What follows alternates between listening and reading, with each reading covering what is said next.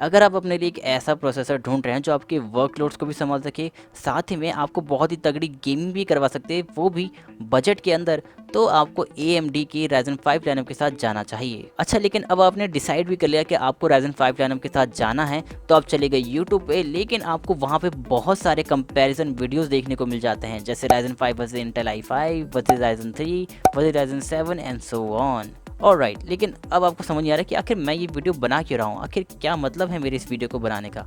अब देखिए, Ryzen 5 lineup के अंदर आपको बहुत सारे प्रोसेसर्स मिल जाते हैं हर एक जनरेशन से, तो ये थोड़ा सा मुश्किल हो जाता है कि आपको कौन सा चूज़ करना चाहिए या फिर कौन सा आपके लिए सही रहेगा। तो ये समझाने के लिए चलिए मैं आपको एक ब्रीफ इंट्रोडक्शन दे देता हूँ AMD के नंबरिंग या नेमिंग स्कीम का, उनके प्रोसेसर्स के लाइनअप की। अगर हम एकदम शुरुआत से बात करें तो हर एक Ryzen 5 प्रोसेसर के अंदर आपको 6 कोर और 12 थ्रेड मिलते हैं। ये लेकिन सिर्फ Ryzen 5 की बात है। बाकी अगर हम इसकी बात करें जैसे कि मॉडल नंबर जो होता है, जैसे कि Ryzen 3 3100 या Ryzen 5 3600 being 3100 and 3600 as an model number, तो इसका जो फर्स्ट डिजिट होता है वो आपको ये बताता है कि वो कौन सी जनरेशन से बिलोंग करता है। जैसे कि Ryzen 3 3100 थर्ड जनरेशन से बिलोंग करता है, Ryzen 5 5600X फिफ्थ जनरेशन से बिलोंग करता है। अब मॉडल नंबर का जो सेकंड डिजिट है वो जितना ज़्यादा हाई होगा, उसके अंदर या तो आपको ज़्यादा कोर या थ्रेड मिलेंगे, या फिर उनकी जो क्लॉक स्पीड है वो हाई होगी, या फिर दोनों हो सकता है। जैसे कि Ryzen 3 3100 के अंदर आपको 4 कोर एंड 8 थ्रेड्स मिलते हैं,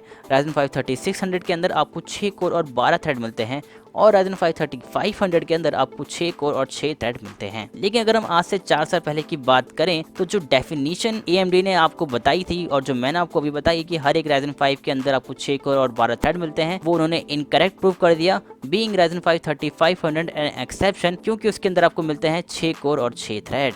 अच्छा, अगर हम किसी भी लाइनअप की बात करें, Ryzen 3 या Ryzen 5 या Ryzen 7 या Ryzen 9, तो आपको एक सफिक्स भी मिलता है कुछ कुछ प्रोसेसर के लास्ट में, जो कि है X या फिर XT। अगर मैं X सफिक्स की बात करूं तो ये जिन प्रोसेसर के अंदर लगता है उनकी जो बस क्लॉक स्पीड होती है वो थोड़ी फास्ट होती है उनके नॉन X वर्जन से, और वैसे ही जो XT सफिक्स है उसके अंदर बस क्या होता है कि उनकी जो क्लॉक स्पीड होती है वो बस आपको 100 मेगाहर्ट्ज ऊपर मिलेंगी उनके X वर्जन से। तो बस ये फर्क होता है इनके अंदर। तो अगर आप मेरे से पूछेंगे कि आखिर कौन सा चूज करना चाहिए, अगर आपको अपने डेली वर्कलोड्स करना है, गेमिंग वगैरह करनी है, तो आप नॉन X वर्जन के साथ जा सकते हैं। लेकिन अगर आपको थोड़ी सी ओवरक्लॉकिंग पोटेंशियल चाहिए है अपने प्रोसेसर से, तो आप X वर्जन के साथ भी जा सकते हैं, लेकिन XT वर्जन वो कुछ खास मुझे नहीं लगते। अब तो ये मैंने आपको डेस्कटॉप प्रोसेसर्स की बात करी थी, अब चलिए मैं लैपटॉप प्रोसेसर के ऊपर आ जाता हूँ Ryzen 5 लाइनअप से। अब अगर आप कोई लैपटॉप खरीदने जाएंगे ना, और अगर आप Ryzen 5 लैपटॉप लेना चाहते हैं, तो आप फर्स्ट जन या सेकंड जनरेशन के साथ मत जाइएगा, आप थर्ड जनरेशन के साथ जाइएगा। फिफ्थ जनरेशन के साथ भी आप जा सकते हैं, लेकिन अभी जिस टाइम पे मैं ये वीडियो बना रहा हूँ अभी तो कोई फिफ्थ जेन का Ryzen 5 लैपटॉप लॉन्च नहीं हुआ है। तो अगर मैं थर्ड जनरेशन की बात करूँ तो उसमें आपको 3 प्रोसेसर मिलते हैं जो आपको हर एक लैपटॉप में मिलेंगे Ryzen 5 की तरफ से थर्ड जनरेशन से, जो कि है 3450U, 3500U और Ryzen 5 3550H। अब अगर आपको मेरा मॉडल नंबर के जो नेमिंग या नंबरिंग स्कीम कहें वो आपको समझ आ चुकी है, तो मुझे इसमें बताने की ज़रूरत नहीं है। हाँ, हालांकि इसके जो सफिक्स हैं वो बहुत अलग होते हैं।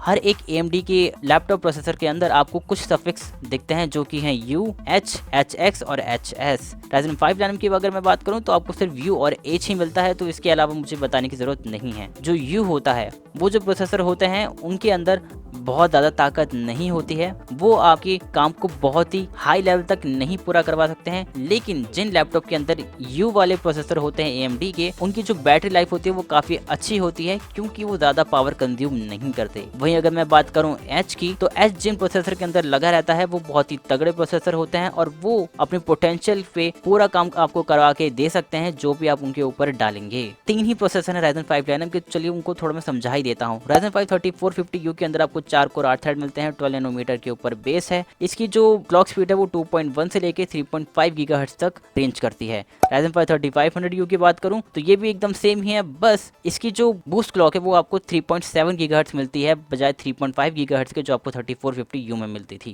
और अगर मैं बात करूं 3550H की, तो इसकी हर एक चीज एकदम सेम है 3500U से, लेकिन क्योंकि इसके अंदर सफिक्स H लगा हुआ है तो इसकी जो TDP है वो ज़्यादा हाई है और ये ज़्यादा पावर कंज्यूम करता है, एंड इन रिवर्ट ये आपको ज़्यादा अच्छे बेंचमार्क्स नंबर दे सकता है, या फिर आपका जो काम है वो जल्दी करवा सकता है एक U प्रोसेसर से। और इन सब के अंदर आपको Vega 8 इनबिल्ट ग्राफिक्स मिलती हैं।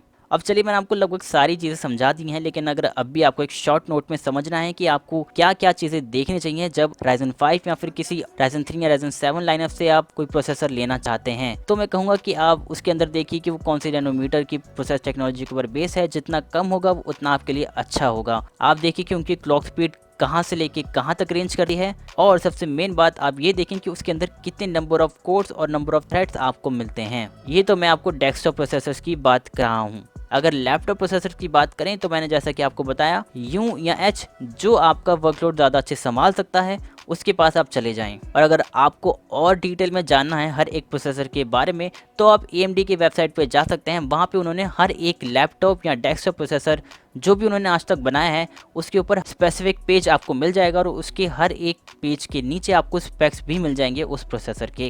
लेकिन फिर भी अगर हमें ये जानना है कि आखिर असलियत में हर एक प्रोसेसर की क्या पोटेंशियल है, आखिर वो आपको कितने पावरफुल परफॉर्मेंस दे सकता है, तो सबसे आसान है कि आप एक सिनेबेंच स्कोर देख लें हर एक प्रोसेसर का जो भी आप लेना चाहते हैं। सिनेबेंच एक ऐसा सॉफ्टवेयर है जो आपको पॉइंट्स में आपको बता सकता है कि एक प्रोसेसर के अंदर कितनी ज़्यादा ताकत होगी।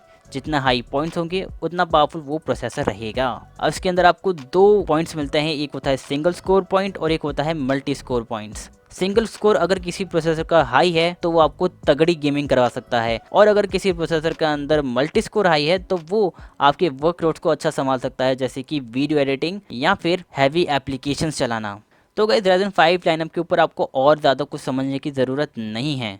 और गाइज इस माइनिंग के पीरियड में अगर आप जानना चाहते हैं कि नेहरू प्लेस में आपको क्या क्या प्राइसेस मिल रहे हैं प्रोसेसर के, ग्राफिक कार्ड के, पेरिफेरल्स के, तो मैंने उसके ऊपर एक वीडियो बनाया है। मैं यहाँ आई बटन में लिंक दे रहा हूँ, उस पर क्लिक कर सकते हैं। और गाइज एक और वीडियो आपको देख रहा होगा, ये भी बहुत ही कमाल का वीडियो, इस पर भी आप क्लिक कर सकते हैं अगर आपको अच्छा लग रहा है मेरा टॉपिक। और गाइज इस वीडियो में बस इतना ही। अगर अच्छा लगा तो लाइक कर दो, सब्सक्राइब कर दो, और चैनल पे नए आए हो तो बेल नोटिफिकेशन को भी दबा दो, ताकि कॉमेंट में फर्स्ट आप ही सबसे पहले लिखें। ठीक है, मिलता हूँ मैं आपसे एक अगले वीडियो में।